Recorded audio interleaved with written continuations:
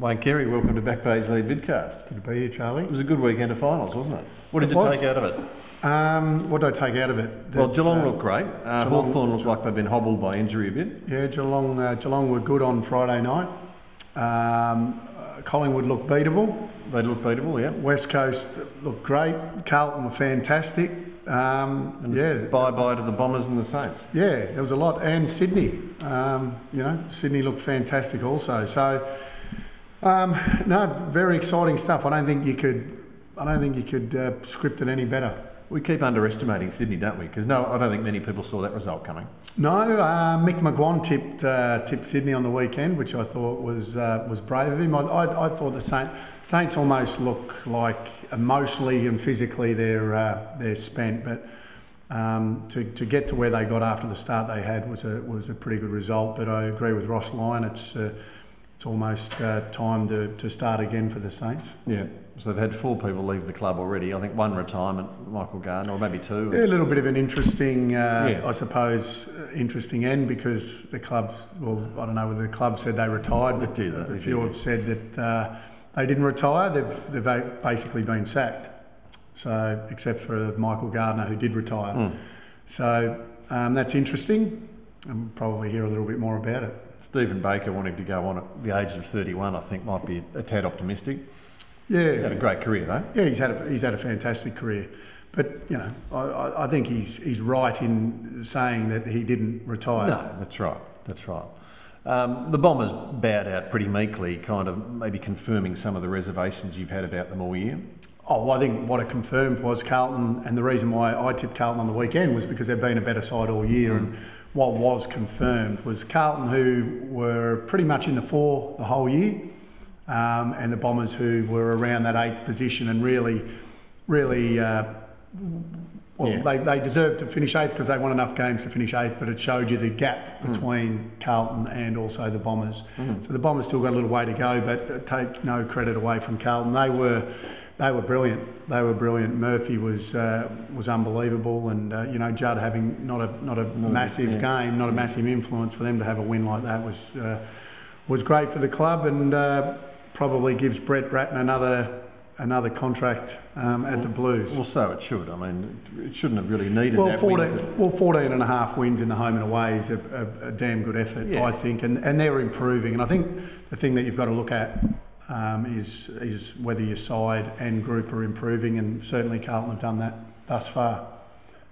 Brett Thornton, who kind of a whipping boy for the Blues, took 11 marks and was actually really good, wasn't he? Oh, look, I think Brett's been a very good player for the Blues. He often plays above his weight. He has to play on all types, and I think he's and he can pinch forward as well. So. I like Brett, and it's good to see him play well in a final. I'll ask you about your semi-final predictions in a minute, but let's just quickly talk about the weekend still. Hawthorn did have their chances in the first quarter on Friday night, kicked inaccurately, and then after that were pretty much overwhelmed by Geelong, weren't they? Yeah, look, I thought, well, they just got smashed in smashed at the stoppages and contested ball, and that was an area that we thought Geelong, we know that Geelong are really good at. But with Hawthorn, with Mitchell and Sewell and those types through there, we thought that they'd be able to at least match them in that area. They didn't, so their intensity wasn't as good as Geelong, hence they got beaten. Everyone wanted to talk about the weather. It doesn't matter how wet it is. The grounds these days hold the water a lot better than they used to. The players' skills are that they, it really doesn't have that big an effect. And we saw that on the weekend. Tom Hawkins started the game really well, took marks. Ottens was brilliant again in a big game. So, it just goes to show you. And then there were a couple of really big grabs taken in that forward 50 and contested marks, and Hawthorn weren't able to do that. Obviously, Buddy Franklin being a story. Rioli was quiet, their other X factor was very quiet. So he'd be disappointed with that. He'd want to bounce back. But Franklin's the story. Whether he'll come up, I've heard he's had a lot of fluid drained out of that knee. It's great news that it's not serious. Probably serious enough, I would think, to keep him out at least next week. You mean this coming Friday night? This coming Friday night. You wouldn't expect him to play this Friday night. No. May be able to come up the next week. We won't know until later in the week, and I'm sure they'll keep their cards close to their chest in regards to that. But all in all, Hawthorn will be disappointed. It strikes me as being incredibly optimistic that they're even talking about him being available for this Friday, because have you ever hyperextended your knee? No, not like that, no. No, never done that. But I've had fluid drained. The fluid obviously makes it feel like it's very stiff and sore, and once that fluid's out, it does free it up a lot. How badly bruised the bone is, well, none of us will probably ever know, Charlie. We'll only know whether he lines up or not. And the other match on the weekend, Collingwood and West Coast. Now, West Coast got within 7 points, I think, in the last quarter. Collingwood pulled away to win. They still look beatable, as you say, don't they? Mate, very beatable. West Coast, if West Coast had kicked 2 of those goals in the last quarter, very kickable goals, all of a sudden I think West Coast probably would have been in front, and then it just puts that added pressure. I don't know who was playing on Dane Swan, but Dane Swan racks up another 44 posies. He was great in the dying stages again. Pendlebury was fantastic. All in all, I think West Coast, just their pressure at the start, and Collingwood, both sides, their pressure on one another was fantastic. It was finals footy at its best. Yep. I just thought it was a really good game, and it's been a long time. I've been to a lot of live footy this year, Charlie, but it's been a long time since I've waited till the final siren. And I waited till the final siren at the West Coast Collingwood game. I normally like to beat the traffic. That's the only reason why. So I get out, but I stayed right till the end, and that's I just thought it was a terrific game to watch. I think West Coast had 8 or 9 blokes who were playing a final for the first time, certainly at the MCG, and you could sense a few of them, like Luke Shuey, just kind of maybe got a bit overawed by the occasion. Yeah, look, there was a few. Lacroix had a quiet game, kicked a wonderful goal. There were a few West Coast players that had quiet ones, but the same for Collingwood. The Collingwood old hands. I mean, Harry O'Brien and Shaw. Davis was brilliant down back. If it wasn't for Davis in the first half, I think West Coast could have been a little bit up. He mopped everything up. His poise and class and the way he uses the footy was exceptional. And as I said before, Swan and Pendlebury, West Coast. I mean, Nat Nui and they're an exciting young side. Kennedy and I really enjoy watching West Coast play now. And it was 2 sides that were vying for a preliminary final, and in the end, probably just that little bit of class and finish, poise, experience. It just helped the Pies get over the line. The Pies still deserved favourites for the flag. I think they're still deserving favourites, but as we've said now, they are no certainties. I mean, a lot of people have been saying that they'll win back to back, but I think once again we saw what happened to them in the last round. They certainly wouldn't be thinking they're favourites. I think there's a hint, or there's an element of doubt now in everyone's mind about Collingwood, and that would be including Collingwood themselves. I mean, the camera panned up to Mick in the box a few times early in the game, and I've never seen him look quite as tense. I mean, he was really. Oh well, there's a lot of pressure. You go into a final, your favourites, and when I favourites, red hot favourites, are $1.18, I think, at the start of the game.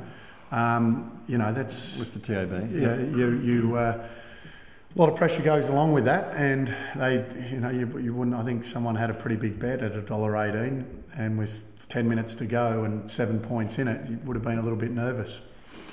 Wasn't you, was it? It was not. No. Now Adam Goods plays his. I don't think it was Dean Wallace either. Adam Goods plays his 300th game this weekend, and I think he's done it in the quickest time. From the time he made his debut, it's 12 years and 120 days or something. I can't imagine many players have hit the 300 mark milestone playing as well. Quite the sort of form that he's in. I have been an admirer of Adam Goods, but I think that's gone to a new level for me. I honestly think this year's been his best year that I've seen him play. I really do. I think the second half of this year, Adam Goods has become a match winner. He wins games for Sydney off his own boot. He imposes himself on games. I've never seen that of him before. I've always thought that he's been an accumulator and a very good player. He's won 2 Brownlow medals. Everyone's talking about Chris Judd maybe winning his 3rd. Well, we may have Adam Goods winning his 3rd. And, 2 guys. And look, I know there were no votes on the weekend, but his second half of the year has just been exceptional. And I totally agree. I don't think anyone's been at the 300 mark and playing as good as what he is. And he's literally imposing himself on these games, and If he plays well again on Friday night, Sydney will beat Hawthorn. The knock on him early on, I think, when Rodney Eade was coach up at Sydney, sort of in Good's early career, was that he was might have been a bit soft. And, well, I think what I thought from an outside is, he could play through the midfield, he could play down back, but when they needed him to play, or play a key forward post, he could probably, didn't give you what you needed. Now he's going forward and he's giving you what, he's playing like a centre forward at times. And then he's going on ball, he's playing like a winger and on ball, and then he's getting down into defence. He's doing it all. Coup de Fides when he was at his absolute top, but look, Goods is just, in match-winning form. And St Kilda knew they just really had to shut him down. I mean, he's the one superstar in the Sydney team, isn't he? And then they would have gone a long way towards winning that game, and they couldn't do it. No, I don't think that's where they lost the game. I think Ross Lyons said since that they put a lot of time into Mumford and Goods and others, but failed. I think Reece Shaw played a really good game for Sydney, and a few others that they probably missed out and didn't put as much time into. Tom Scully signed with Greater Western Sydney today, to no one's great surprise. So it means Greater Western Sydney now have got Callan Ward, Reece Palmer and Phil Davis at the club, as well as Tom Scully, which is they're sort of getting the building blocks together, aren't they? But probably need a couple of big key position players. Yeah, well, we don't really know too much about their whole list, do we? We know that they got Israel Folau, who can't necessarily play AFL footy, but we know that. You never know. He might. Charlie. He might. Yeah, he kicked 6 against Bill Cotton. And there's a lot of ifs and buts out there, and I can tell you now that's not even an if or but, that he can't play AFL footy. And won't be able to ever? Well, he might get a game, but that doesn't mean he can play. Mm-hmm. But I think that, you're right, they're starting to get a couple of youngsters, but you're right, they need a little bit more experience added to that if they're going to be competitive. Let's look at the semi-finals. Hawthorn play Sydney at the MCG on Friday night. The Hawks beat Sydney pretty comfortably a little while ago. Mm-hmm. Can they win without Franklin? Yes, they can. I think last time they played without Franklin, they kicked, I think it might have been 22 goals or something. So what can happen is they look for other options, and it's not the only option. Yeah. And if you've got good decision makers, and Hawthorn have got good decision makers, they do use the ball very well, then you can look for other avenues to goal. We saw Cyril Rioli kick a bag when Franklin was out last time. I think he might have kicked 5 or 6. Yeah. And if he is out, that's what they're going to have to do. They have to manufacture goals. Look at the way Carlton did it on the weekend. I mean, would they have 22 goals, whatever it was, 17 or something? And they haven't got a big forward. They manufacture goals. They look for all the options. They pick the best option, and that's what Hawthorn will have to do if Buddy's not there. It's rare for top 4 sides to go out in straight sets, isn't it? I think it's happened once in the last 10 years. Well, I didn't know that statistic. West Coast, I think. Yeah. So well, there you go. And look, both. I think that goes to show you how even. I mean, Sydney could quite easily upset Hawthorn, and I think Carlton could upset West Coast over there if you go off the form. But not that's who I'm tipping. So are you tipping Hawthorn against Sydney? No, I'm not. To put you on the spot. I will tip. I'm going to tip Sydney. The team we all underestimate. I'm going to tip Sydney to knock off the Hawks, mm-hmm. and I'm going to tip West Coast to beat Carlton because it's over there in Perth. First time Chris Judd has faced his old team in a final, which probably doesn't mean much, but it's always a first for something, isn't there? Chris Judd, I think the first time Chris Judd went over and played against West Coast for the first time, he played very well. Mm-hmm. Off the back of him not having one of his biggest games, I'd be a little bit worried if I was West Coast. He'd be in for a big one.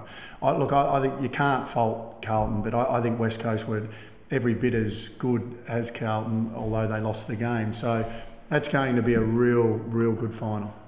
So the 2 interstaters to win, Sydney and West Coast. Yep. You heard it here first. Wayne, Carey, thanks again for your thoughts and your insights, and I hope you get to both. Or you can't. You're not going to get to Perth. You are going to get to Perth. I might get to the one over there in Perth. Very good. Thanks, mate. Cheers.